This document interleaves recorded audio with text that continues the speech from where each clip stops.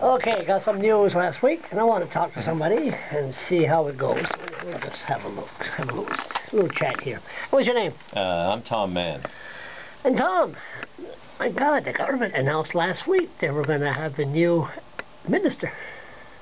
Yeah. What's it called? Dialogue or listen to the people? I think the public engagement minister. Yeah. I think that's what they're calling it. Yeah. 4 months before an election? 4 months before an election, and about 16 months after Kelly Lamrock, as the Minister of Education, was directed by Mr. Justice in St. John. French immersion. Yeah, exactly. On the French immersion, he was directed by the Court of Queen's Bench to go consult with the public. Mm-hmm. So that was back almost 16 months ago, and now, you know, we went through a significant social movement here in New Brunswick. Yeah. And, 30,000 people on Facebook and thousands of people in the streets, rallies around the province, and lots of opportunity for public engagement then, but it's coincidental timing. We'll call it a coincidence, that it's just happening now 4 months before an election. Now, there's not going to be a big staff, just one individual? I haven't heard the details because, quite frankly, the people that I talk to are saying, don't get too excited about this, Tom, because it's a window dressing, it's public relations. The fact is that public engagement is something that politicians should be doing every day. Yeah. Every day. Yeah. There shouldn't be a special place for people to go. We have an ombudsman. No. We have a human rights commission. Oh, please don't. Please don't. Please. Is this another place for people with questions about their government are going to go and get tied up in months and months and years of combat with another arm of the government bureaucracy? Listen, you know a lot of people. I know a lot of people. Let's go. We don't know who the new minister is going to be. Let's see if we could try to figure it out. Batters MLA, Brian Kenny. Nah, I don't think so. I know Brian. I've known him since he was a young boy in Bathurst. Yeah. Nice guy. Oh yeah, that's right. You're from Bathurst. Nice guy. But he has red hair. He's quick-tempered. Yeah, nice guy. But quick-tempered. But no, I don't think public engagement would be. No, quick-tempered, red hair. People red hair got quick-tempered. But he's a nice guy. He plays in a great band. Oh yeah, rock star. That's why I call him rock star. Roy Boudreau, he's the speaker, so that don't make sense. No. Speaker cannot be... no, it'd be kind of conflict of interest. He's too busy with the speaker duties. Yeah, if you could get rid of Dan Bissière, it'd be all right. Okay, Edouard Albert. Nah, he can't speak English too well. Fine gentleman. Fine gentleman, but gentleman just... Could he do that job? Well, I'm not quite sure what the job is. And I'm not sure we're even going to find out, Charles. How about Cheryl Lavoie? She's a young person. But nobody knows her. I'm not so sure about that. She's very, very, very low profile. I'm not sure if the public could find... Denis Landry, the biggest fist in the whole ledge.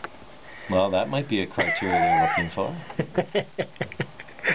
Oh, yeah, I wouldn't want to have a fist fight. I've got an idea for you. What's that? What about Stuart Jameson? He wants back in the cabinet, and he's the guy that stood out and stood up for his constituents. Stuart Jameson. He's a guy that recognized that his job was to listen to his constituents. Yes, and he quit. He didn't quit. He got squeezed out, and he got squeezed out because he took a principled position that those people who elected him and voted him in to be their representative at the Legislative Assembly said, Mr. Jameson, you have to listen to us, and he did. And he even came out and said, I may not be in disagreement with the MB Power deal, but my constituents don't like it. Yeah, but he's not going to re-offer. Well, I'm not sure if this position's going to last past September 27th, one way or the other.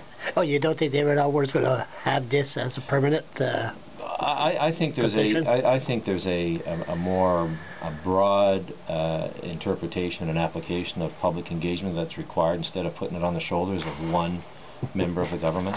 All members of the government should have that responsibility. Listen, I just want to draw right quick. But Stuart Jameson is good. I know a better one. What about Ray Doucette? But the list goes on, right? You don't want really go to give an opinion on every one of them. No, and I think every one of them should be volunteering for the job without getting the new car and without getting the salary and the staff. They should say, you know, Mr. Premier, we want to be the public engagement minister together, all of us. That's what New Brunswickers are looking for all of the politicians, for all of the candidates to be open and accountable. Yeah, but what about, listen, what an interesting fact here, that the person never's been in the cabinet, Abel LeBlanc, huh? Jeez, huh? Is Abel reoffering? Union guy.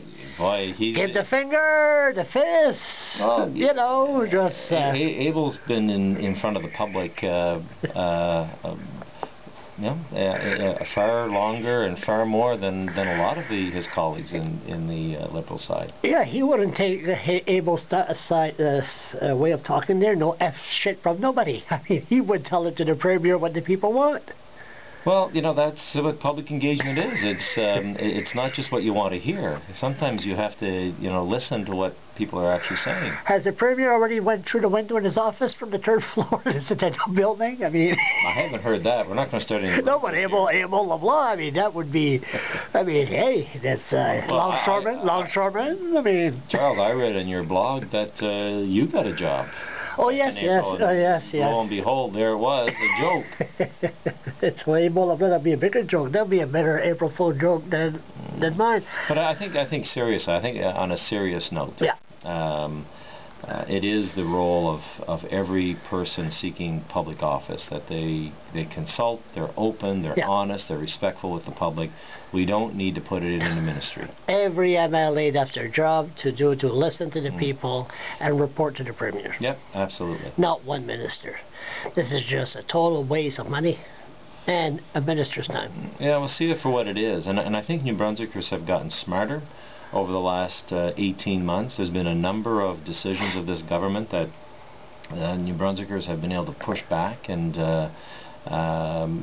bring the government to a position of, well, we listened, but it was awful painful for both sides, whether it was the ferries, whether it was the early French immersion, the uranium, the Polytechnique, the NB Power. It goes on and on. Why do we have to be in that struggle with our government? Like, why can't we just be open, transparent, and accountable? And rather than spending all that time, like, this is the time that we need a responsible government that's listening to the people. We have some huge issues. I mean, we've got an aging population.